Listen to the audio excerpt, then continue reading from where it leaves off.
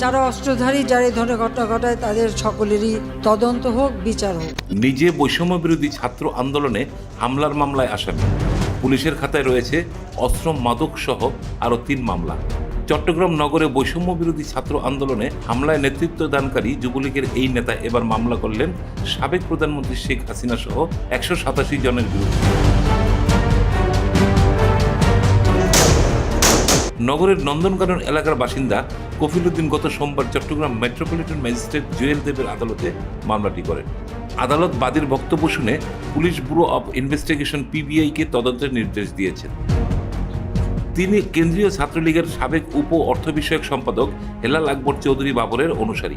বিভিন্ন মিছিল সমাবেশে তার সঙ্গে যোগ দিয়েছে। নিজের হোয়াটসঅ্যাপের প্রোফাইল ছবিতে বাবরের সঙ্গে তার ছবিও আছে।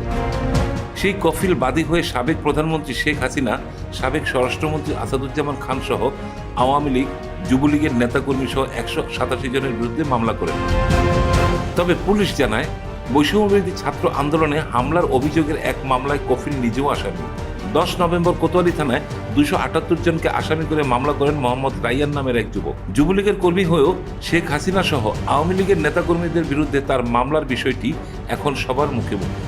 তবে কফিল উদ্দিন বলেন, তিনি ফ্যাসিস্ট আওয়ামী লীগ সরকারের অত্যাচারের প্রতিবাদ করেছেন। ছাত্র জনতা দেশ স্বাধীন করেছেন। তিনি নিজেও আন্দোলনে অংশ নিয়েছেন। কোনো সুবিধার জন্য তিনি মামলা করেননি। খোঁজ নিয়ে জানা গেছে, কফিল নগরের নন্দনকানন এলাকার একটি থাই অ্যালুমিনিয়ামের দোকানে চাকরি করেন। তার বিরুদ্ধে নগরের কোতোয়ালি থানায় অস্ত্র, মাদক সহ ৩টি মামলা এবং আনোয়ারা থানায় একটি সাধারণ ডায়েরি রয়েছে। গ্রেফতার হয়ে একাধিকবার কারাগারেও গেছেন। হাফিজুর রহমান, অনুসন্ধান ডেস্ক।